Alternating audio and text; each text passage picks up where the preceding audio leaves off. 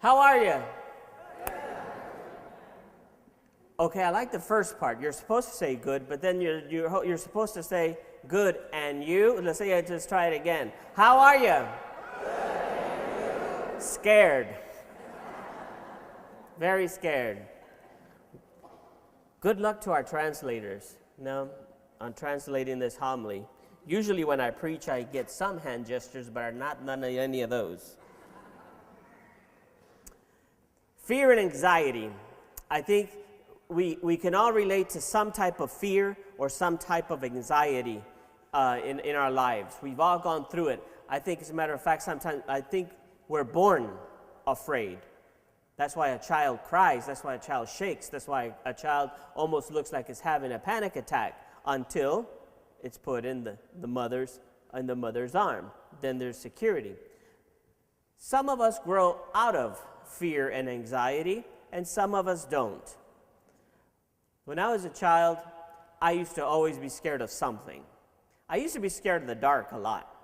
And I remember once my mother asked me to go down to the basement of our house to get her 2 cans of vegetables that she asked me for so she can prepare lunch. But the basement had no light in it. And she says, Chava, go down there and find me 2 cans of those vegetables. I need them to cook with. And I said, you need them now? And she says, yes, go down there and get me these 2 cans. And I'm like, can I wait till my sister gets here? No, I need you to go get him now. So I open the door that leads to the basement, and all I see is darkness. And I'm like, And so my mom says those special words that only mothers can say. Don't be afraid. Jesus is with you. Right? Jesus is with you. And that wasn't enough. I mean, I knew Jesus was with me. She taught me that. But it's like I couldn't take that first step down. And she says, oh, come on, Chava. Jesus is with you. Don't be afraid. Not only is Jesus with you, he's going to go down there with you. As a matter of fact, he's down there waiting for you. I said, well, heck, ask him to bring you 2 cans of vegetables.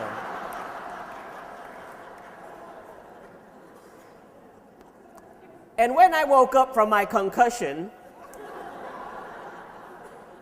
dinner was ready. There's somehow a strange belief that if you're a person of faith, whatever faith, if you're a person of faith, and especially a Christian, if you're a Christian, you shouldn't have to suffer any experience of stress or anxiety. Because if you do, then there's something wrong with the way you're living your life of faith. There's something wrong with how we are living. There's something that we're not doing honestly or correct. For many people, a Christian who suffers stress or anxiety is a person who lacks faith and trust in God. This way of thinking, of course, is not true. It's not true. Even Jesus' disciples experienced fear throughout their time that they followed him. Jesus himself felt fear and anxiety to the point where he was sweating blood. He himself experienced fear and anxiety. While it is true that lack of faith in God's protection does result many times in unnecessary stress upon our lives, it is also true that Christians require, and we are required, to sometimes simply live our life carrying some of our fears and some of our anxieties.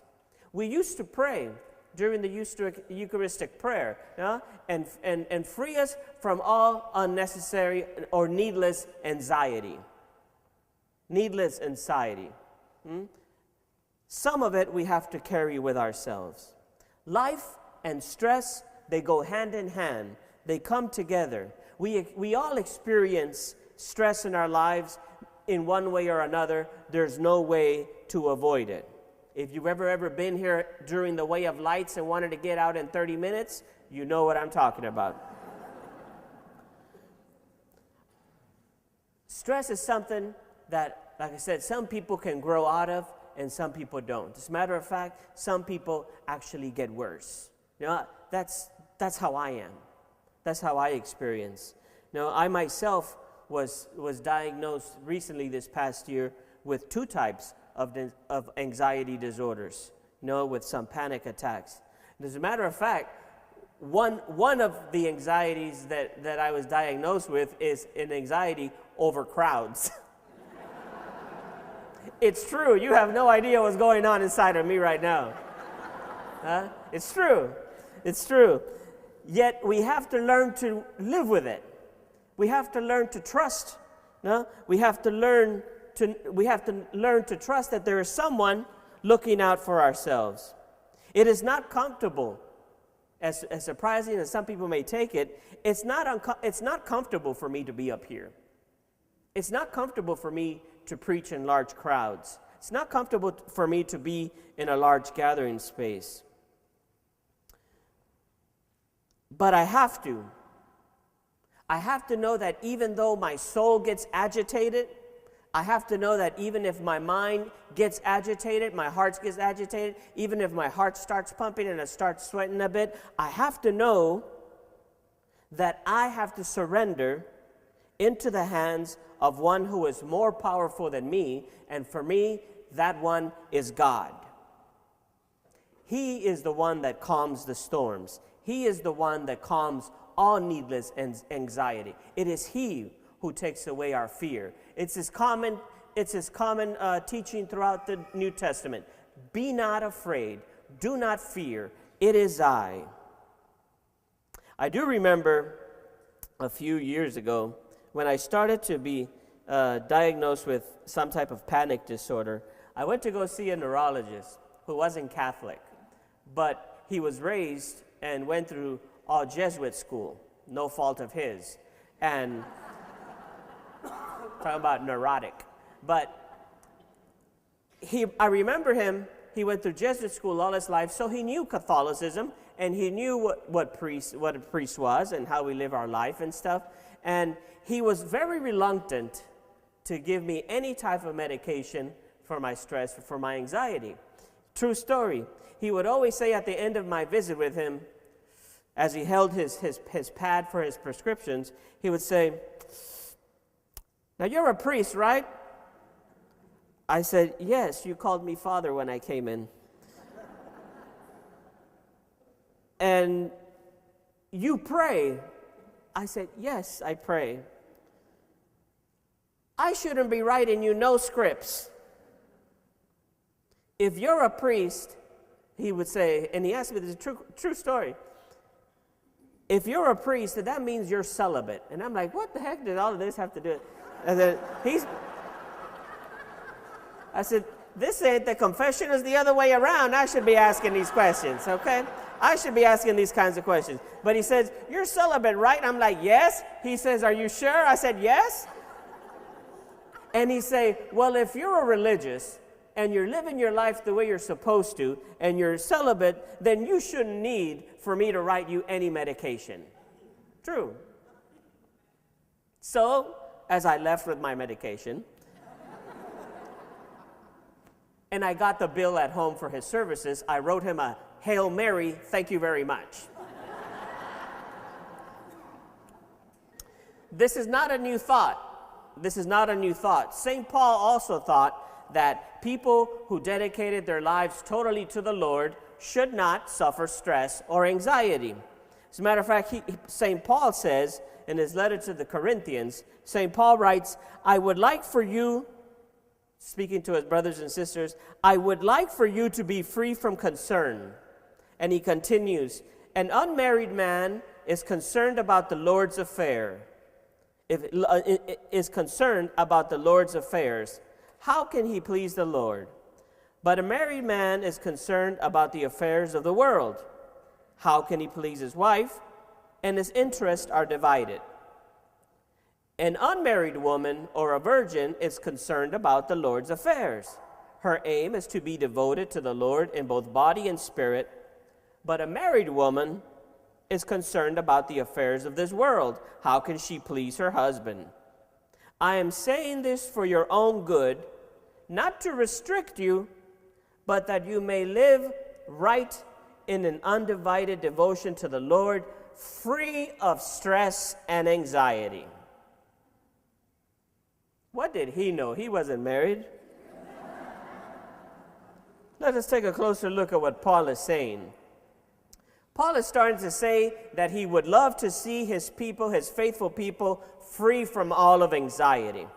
If you stop there, just with those words, there's a danger of thinking, well, if I dedicate myself totally to the Lord, then all I got to do is kick back and relax because I'm going to be free of any fear and free of any anxieties. I'm going to have no worries.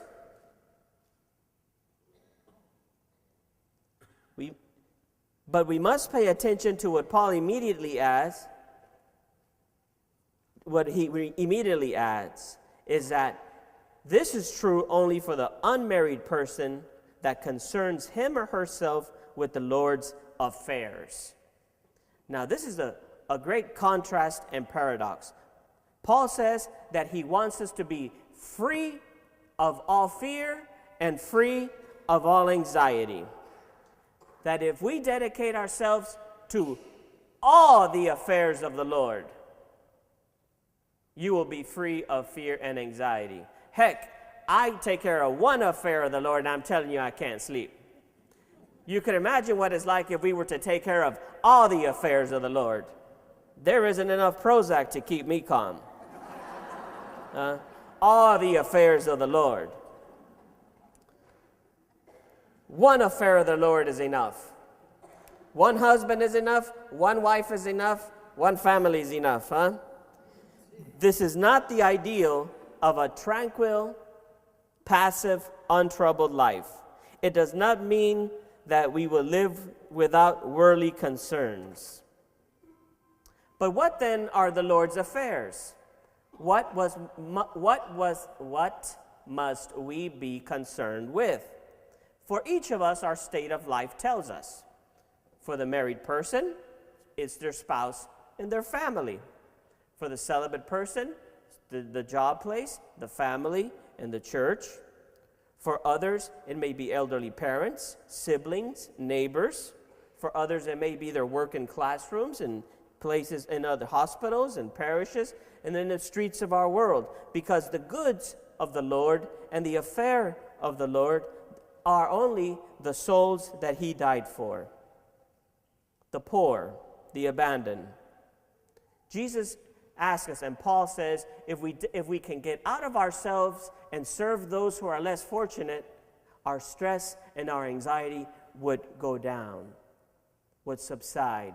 If we get out of ourselves and trust the Lord and put our hands in one who is stronger than us, we are able to come out of ourselves and act out of love and charity. In other words, you got to be out of your mind. You got to be out of your mind, out of your heart, and out of your soul. You can't be egoistic. You got to give your mind over to the poor, in the service to the poor. You got to give your heart over to the service to the most abandoned. You got to give your life over to those who are less fortunate. The less I think of myself and the more I can lay down my life for the others, the less the fear and the anxiety. Jesus is the perfect example of that. Jesus asked the question. There was a story of a man who was sitting near a pool in Bethsaida. And the pool would have miracle powers when the water was agitated. But there was a man who always laid there for so many years, I think it says something like 38 years, and he was never able to go down to the pool when the pool was agitated. Somebody would always beat him to it, so that agitated him. And Jesus sees him and says, "Do you want to be well? Do you want to be free of fear and of anxiety?" See, and you notice how in Jesus' time, everyone was ill in some way or another? I mean, they would bring him hundreds, thousands of people who needed healing in one way or another. And all of those people came to Jesus looking for healing. Their lives had been agitated by many things, and they knew that Jesus had the power to calm the agitation. They knew that Jesus had the power to calm the fear, to calm the anxiety. He had power to command the nature, to have the wind stop and the water be calm. And on a Sabbath day, Jesus came to the pool of Bethsaida in downtown Jerusalem, where all the sick, the blind, the lame, and the crippled gathered each day, waiting for this moment, waiting for the moment where their agitation will be calmed by the agitation of the water. And Jesus notices this man. Now, Jesus could have simply just stretched out his hand and healed him. Jesus could have just called out and said, "Be healed," and it would happen. Jesus could have gone down and grabbed some of that water and used it on the man, poured over his eyes, or poured over something, but he didn't. Instead, Jesus asks a question: do you want to be healed? Do you want peace? Do you want to be free of your fear? Do you want to be free of your anxiety? In our age, and in our times where we have so many doctors and physicians, we have so many psychiatrists, we have alternative medications, we have therapies, we have chiropractors, we have vitamin supplements, we have diets, we have protein shakes, we have surgery, we have heart replacement, we have dried prunes in the morning, and those are the best thing in the world. Jesus' question comes to us as a shock. Do you want to be well? Do you really want to?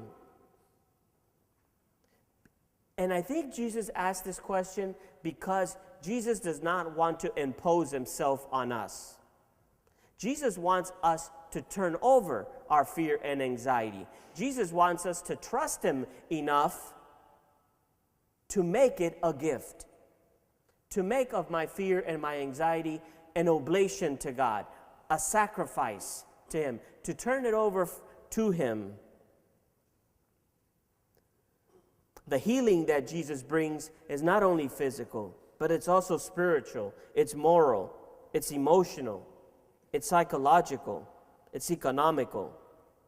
Jesus wants to heal the cause of the world's illness. Jesus wants not only to calm our fears, he wants to calm what makes our world fear. Not only does he want to calm our anxiety, he wants to calm what is shaking up our world, our planet. He wants to calm down the stress that we all feel at home. He wants us to be able to walk into our home, into our place of work, and feel the calmness. He is the greatest physician that we can look for. He also knows that we must want to be made well. This is why he asked the question, do you want to be well? Do you want to be made well? Sometimes we're afraid of confronting our own fears. We are afraid of confronting our false fears and our real fears. Sometimes we're afraid to confronting our false security behaviors that have carried us up to this point. Well, what am I going to do if I stop doing this little ritual that I always did to make me feel safe? Those false security behaviors is sort of what brought us to the pool, have brought us just to the edge of the pool of Bethsaida, has brought us just to the edge, but they don't allow us to take the plunge. They don't allow us to take the step and go into the pool. Why? Because we're afraid of not having these little rituals anymore. We're afraid of not having at least these false security measures that we have built up. We have all been hurt by violence, by hatred, by fear, by indifference, by infidelity, by selfishness and greed. But we have to jump into our own agitations. We have to jump into everything that agitates our life. We have to swim in it for a while. And when we do that, then Jesus comes and calms the waters, calms our souls, calms ourselves.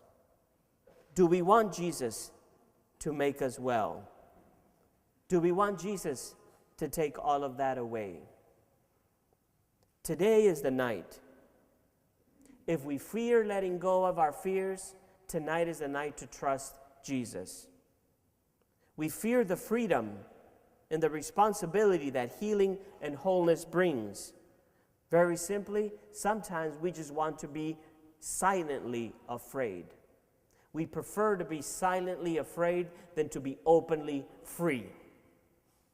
We want to be silently afraid than to just be ourselves and let ourselves be known. If we put on our big boy and our big girl pants tonight and ask Jesus for help, he will grant our request. By the pool of Bethsaida, the sick man tells Jesus that he has nobody to put him in the water. And Jesus says, rise, pick up your mat, and go.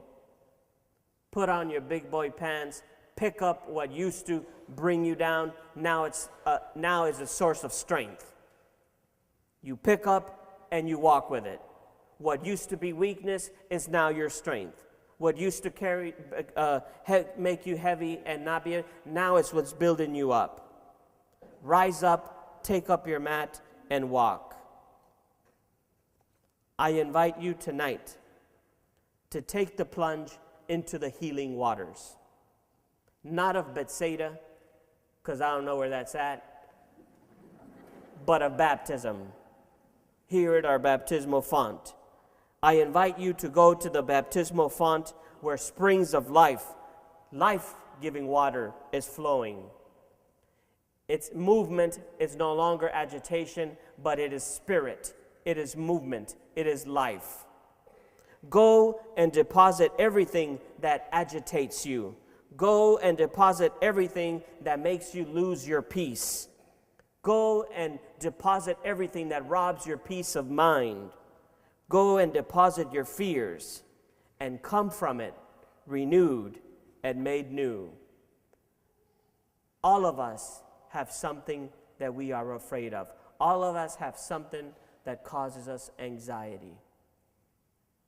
The Lord comes to us and he says, peace be with you. Do not be afraid, it is I.